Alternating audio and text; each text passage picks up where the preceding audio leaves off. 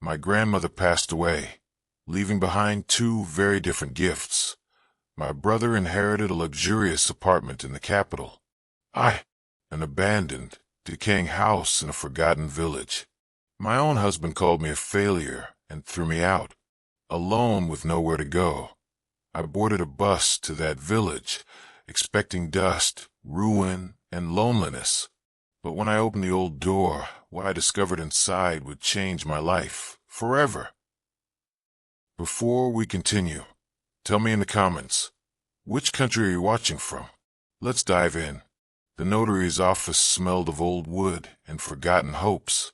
A single ray of light streamed through the half-closed blinds, illuminating particles of dust that seemed frozen in time. Olga sat stiffly on the worn leather chair, her palms clammy with sweat. Anton lounged beside her, legs crossed, arrogance radiating from every pore. He drummed his fingers on the table, lips curled in a faint, knowing smirk. "Can't wait to see what Grandma left me," he had whispered smugly before the lawyer arrived. Olga's stomach churned. She wasn't naive. She knew Anton was the favorite, but deep down, a small part of her still hoped that her grandmother had remembered her with kindness. The door creaked open, and the notary, a thin man with a sharp nose and hollow cheeks, entered, carrying a thick folder. "Let's begin," he said, voice grave. The reading commenced. "To my grandson Anton Sergeyevich." Olga's breath caught. "I bequeath the apartment located at." Anton's smirk widened. He leaned back, folding his arms behind his head. "And to my granddaughter, Olga Sergeyevna, I bequeath the family house in the village of Zarekia, with all its outbuildings and land." The words echoed like a sentence. A decaying house in a forgotten village? Olga's heart plummeted. "Well, sis," Anton sneered, "guess you'll be living the rustic life now. Enjoy the firewood." His laughter rang through the room. Shame burned in Olga's cheeks.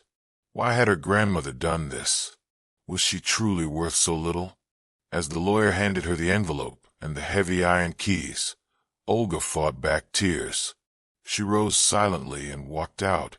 Igor waited by the car, arms crossed, eyes already narrowed. "Well, what did you get?" he asked, not bothering with pleasantries. "A house in Zarekia," Olga whispered.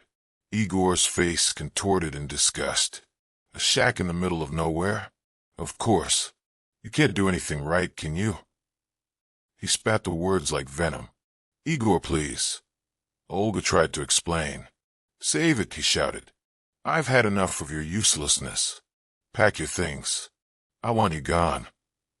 The words sliced through her. Years of trying to be the perfect wife, erased in an instant. Tears stung her eyes, but she refused to cry. Without another word, she returned to their apartment. In the quiet of the empty room, she packed a single suitcase. Her hands trembled with each fold. No home, no money, nowhere to go. Her fingers brushed the cold iron keys. Zarekia. With a deep breath, Olga made her choice. She would go. She would face whatever waited there alone. The bus terminal buzzed with life, voices, footsteps, the hiss of brakes. Yet Olga felt like a ghost moving through the crowd. The ticket agent barely looked at her as she handed over crumpled bills. "One way to Zarekia," she murmured. The journey began at sunset. As the bus rattled along the cracked highway, Olga stared out the window, her reflection a pale wraith against the darkening glass. Memories washed over her. Her grandmother's gentle smile, the scent of fresh-baked bread, the warmth of a soft quilt on winter nights. "Why did you leave me this, Grandma?" she whispered into the empty air. The landscape shifted from city lights to endless fields, shadowed forests, and abandoned farms. Villages blurred past, each more forlorn than the last. Fatigue tugged at her, but sleep eluded her. Questions swirled in her mind. Had she been cast aside because she wasn't enough? Was the house truly worthless, or was there some deeper meaning in her grandmother's choice? By dawn, the bus wheezed to a stop on a cracked asphalt square. Zarekia. The village seemed suspended in time. Wooden houses sagged under years of neglect. Gardens lay tangled and wild. Chickens clucked in empty streets. Olga stood alone, suitcase in hand, heart pounding. Ahead, through a veil of mist, the house loomed. It was larger than she remembered, 3 stories of faded grandeur. Windows stared like hollow eyes. Vines curled around cracked stone. The gate screeched as she pushed it open. "I'm here, Grandma," Olga whispered. The front door resisted, groaning as it yielded. Inside, shadows danced across worn floors. But beneath the dust, the house was strangely preserved, as if someone had cared for it, or as if it had been waiting. Drawn by an unseen pull, Olga wandered room to room. Yellowed portraits gazed from the walls, stern faces of long-dead ancestors. In a forgotten corner, her fingers brushed a hidden seam, a concealed door. Heart racing, Olga forced it open. A secret library unfolded before her. Books upon books, leather, parchment, cloth. The air smelled of time and memory. "Grandma, what is this?" she breathed. She stepped inside, trembling. Her fingers traced ancient spines. Stories waited here. Stories her grandmother had left just for her. The library seemed untouched by time. Dust hovered in golden shafts of light. Shelves groaned under the weight of countless tomes. Ancient globes, faded maps, and delicate scrolls were tucked in corners. Olga wandered between the rows, fingers trembling as they traced the spines. Titles in Russian, French, German, even Latin and Greek. How had her grandmother, a simple village woman, come to possess such a collection? At the far end, a small writing desk sat beneath an oil lamp. On it, a sealed envelope with her name, Alina. Hands shaking, Olga broke the wax seal. "My dearest Alina," the letter began. "If you are reading this, I am gone. I know you wonder why Anton received the apartment and you this old house. My choice was deliberate because you, my beloved, understand the true value of this place." Tears welled in Olga's eyes. Anton chases wealth. You, however, cherish memory. You remember the stories, the old songs, the feel of these books in your hands. This house is not just wood and stone. It is the heart of our family. The letter continued, revealing that many of the books were rare, some gifted by nobility, others salvaged during the war. Her grandmother had devoted her life to preserving this collection, dreaming it would be passed to someone worthy. And that someone is you, the letter concluded. Trust your heart. The house will guide you. Olga pressed the letter to her chest, tears streaming freely. For the first time since leaving the city, she felt anchored, loved. For the first time in weeks, Olga woke up with a sense of purpose. The sun peeked through the worn curtains, painting the room in warm gold. Birdsong filled the air, a small, hopeful chorus outside her window. Downstairs, the house greeted her like an old friend. The familiar creaks of the floor, the faint scent of old wood and lavender. "I will make you beautiful again," Olga whispered softly to the walls. After breakfast, she donned her coat and ventured into the village square. Word of her presence had spread. Curious glances followed her. Whispers floated on the breeze. "She's Stepanovna's granddaughter. Come from the city, restoring the house." At the market stall, Agafia greeted her with a warm smile. "Good morning, child. Slept well?" "Yes," Olga replied, her voice steadier than before. "I want to begin restoring the house. I need someone trustworthy." Agafia nodded. "I've sent word to Ivan. He is a master carpenter, works with respect for old things." Her gaze softened. "Your grandmother would be proud." 2 days later, Ivan arrived. A broad-shouldered man in his 50s, with a neatly trimmed beard and calloused hands. His eyes, however, were gentle, the eyes of someone who had seen both ruin and rebirth. They toured the house together. Ivan examined each beam, each floorboard, each window frame with the precision of a surgeon. "The bones are good," he finally said. "It will be much work, but she will stand strong again." "How long do you think?" Olga asked. 3, maybe 4 months. But you must be patient. Old houses demand respect and time. I understand. They agreed on a fair price. Olga paid a deposit from the small savings she had left. "This house means everything to me," she confided. "Please treat it with care." Ivan met her gaze. "I promise." Work began the following week. Each morning, Ivan arrived with his team, 2 younger men and a wiry older man named Mikhail, who seemed to know every secret of carpentry. The first days were filled with noise, hammers, saws, laughter. Dust clouds danced in sunbeams as the workers stripped away rot and reinforced beams. Olga watched them from the library doorway, fascinated. "Your grandmother built this house with love," Mikhail said one afternoon, wiping his brow. "Now it breathes again." In the evenings, when the workers left, Olga returned to the library. She began cataloging the books carefully, recording titles and conditions. Her notebooks soon filled with entries, each one a new treasure. One evening, while dusting a lower shelf, her fingers brushed against a hidden panel. It slid open with a faint click, revealing a narrow wooden box.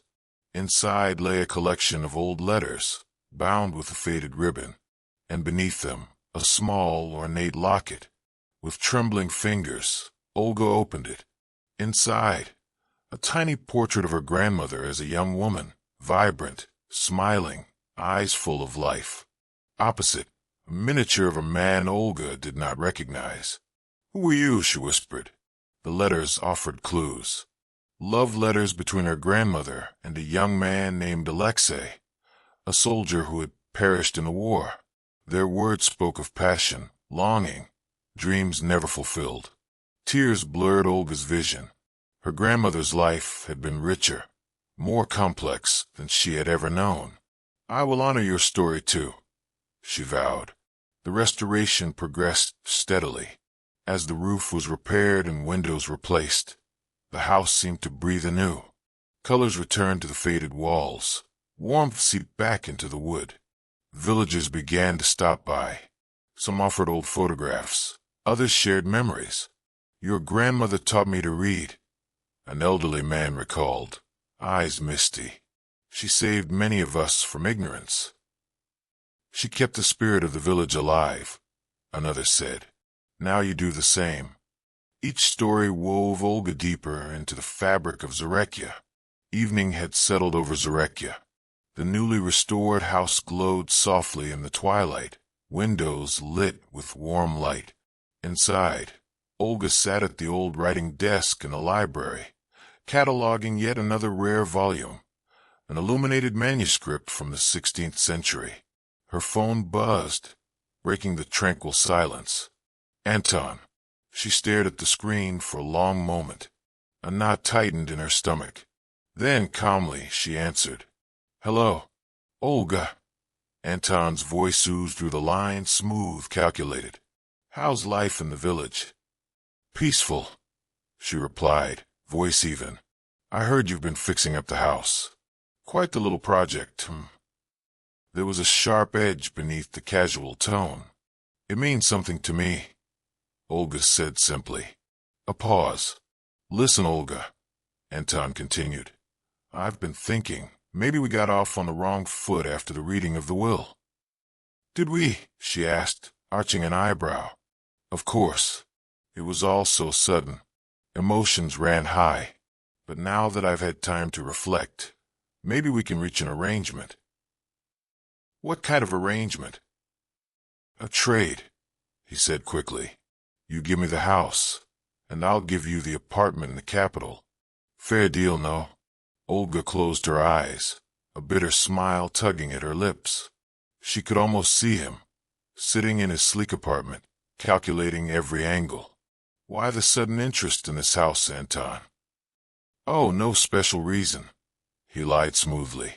It's just sentimental value, family legacy and all that.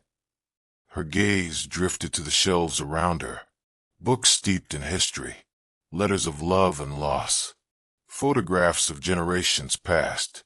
You're not interested in the family legacy, Anton, she said quietly. You're interested in the money these books can bring.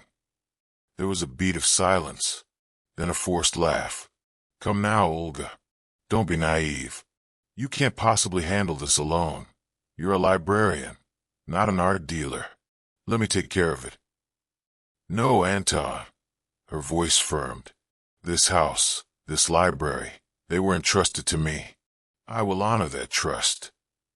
You're making a mistake, he snapped, the polished tone cracking. You think you can protect this place? You'll drown in taxes and paperwork. You'll ruin everything. I'm not afraid, she replied steadily, and I'm not alone. You stubborn fool, Anton hissed. Don't come crying to me when it all falls apart. I won't, Olga said calmly. Goodbye, Anton. She ended the call, hands trembling, not with fear, but with resolve. For the first time in her life, she had stood her ground, and it felt good.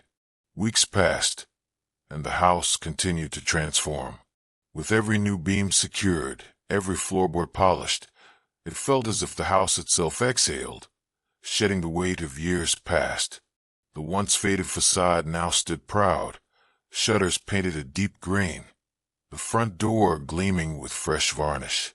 Flowers bloomed again in the garden, lavender, wild roses, daisies, swaying gently in the breeze. Inside, the heart of the house, the library, had been fully restored. Olga and Kir had carefully catalogued each book, now placed in acid-free protective sleeves and reinforced shelves. The air was rich with the scent of old paper and cedar oil. One bright morning, Kir arrived with a small team of museum consultants. It's time, he said with a smile. The collection deserves to be shared. Olga hesitated. Do you think people will come here? To this village? They will, Kir replied firmly. The story alone will draw them, and your love for this place will keep them. The next weeks were a whirlwind. Flyers were designed, social media posts created. Local news outlets picked up the story. Forgotten library discovered in remote village. Villagers who had once eyed Olga with wary curiosity now rallied behind her. They cleaned the garden, prepared tea and pastries for visitors, and shared stories about Maria Stepanovna's kindness. She taught us to treasure the past, Agafia said one evening. Now you are doing the same. Opening day arrived. Olga stood in the grand hallway, heart pounding. Sunlight streamed through the windows, illuminating the portraits of her ancestors. Then the first visitors arrived, a family from a nearby town, a young historian clutching a notebook, an elderly couple who remembered Maria fondly. Welcome, Olga greeted them, voice steady. This house holds not just books, but the story of our family, and of those who came before us. Guiding them through the library, Olga felt a deep pride. She watched as visitors gasped over the illuminated manuscripts, traced the delicate calligraphy with reverent fingers. These books were preserved through war and time, she explained. My grandmother risked everything to save them. In a small display case, she placed a locket and love letters between Maria and Alexei. Visitors lingered there the longest, eyes misty as they read the tender words. It's beautiful, one whispered, so full of life and loss. As word spread, more visitors arrived, scholars, tourists, curious souls. The village buzzed with new life. One afternoon, A delegation from a national museum visited. Your collection is invaluable, their lead curator told Olga. We would like to collaborate, to help preserve and share it more widely. Tears pricked Olga's eyes. Thank you, but it must always remain here where it belongs. Of course, the curator agreed. Your grandmother would be proud. Each evening, after the last visitor had gone, Olga sat in the library with a cup of tea. She would run her fingers over the old spines, feel the warmth of the room, and smile. The house was no longer a relic of the past. It was alive, a beacon of memory and love. Spring melted into summer. Zarekia, once a forgotten dot on the map, now pulsed with new life. Visitors continued to arrive, some drawn by curiosity, others by reverence for the past. The house that had stood in silence for so long now echoed with voices, footsteps, and quiet wonder. For Olga, each day began with purpose. She would open the great oak door, breathe in the crisp morning air, and feel a quiet joy settle in her heart. Where once there had been doubt and loss, there was now pride and belonging. Late one afternoon, after the last group of visitors had departed, Olga wandered through the library alone. The late sunlight painted the room in amber hues, dust motes swirling like tiny stars. She paused before the display case containing the locket and letters. "Grandma," she whispered softly, "I hope I've made you proud." A gentle warmth seemed to wrap around her, not imagined but deeply felt, as if her grandmother's spirit smiled upon her, present in every book, every page, every lovingly restored beam of the house. That evening, as twilight deepened into velvet night, Olga sat before the fireplace. An ancient book lay open in her lap, its words whispering across centuries. Outside, the stars glittered against the endless sky. Memories rose like a tide. She saw herself as a little girl again, curled beside her grandmother in this very room. The scent of old paper, the soft cadence of Maria's voice weaving tales of love, sacrifice, and wisdom. "You carry the stories now, my dear Alina," her grandmother had once said. "Guard them well." And she would, with all her heart. Weeks later, a letter arrived. "Anton, dear Olga," it read. "I realize now that I underestimated what you inherited. Not just wealth, but a legacy. I hope one day we can talk again, as brother and sister." She folded the letter carefully.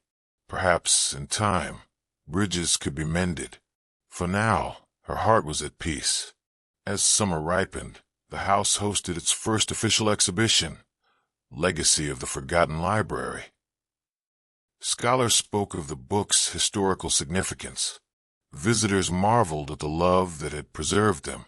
But it wasn't just the scholars or collectors who moved Olga most. It was the children, wide-eyed, curious, their fingers tracing the letters in old storybooks. Their laughter echoed in the halls, breathing new life into the ancient space. This, Olga thought, tears shining in her eyes, this is what matters. One crisp autumn morning, Olga stood before the house, now fully restored. Leaves fluttered like golden confetti. The air held a quiet promise. She inhaled deeply, smiled, and stepped inside. This house, once a symbol of rejection, had become her sanctuary, a place where past and present danced in harmony, a testament to love, resilience, and the quiet strength of memory. That night, beneath a canopy of stars, Olga penned her own letter. "My dearest grandmother," she wrote, "thank you for believing in me. I have found my place, not in wealth or status, but in the stories we hold and the love we pass on. Your legacy will live on here, in every visitor who walks through these doors, in every child who discovers the magic of books. I am home." And so, from the ashes of loss, a new chapter began. For Olga had learned the greatest truth of all. True wealth is not found in what we possess, but in the love we preserve, the memories we cherish, and the courage to honor the past while embracing the future. If this story touched your heart, don't miss our next video, another tale of inheritance, mystery, and self-discovery. Subscribe and join us on this journey through life's most unexpected chapters.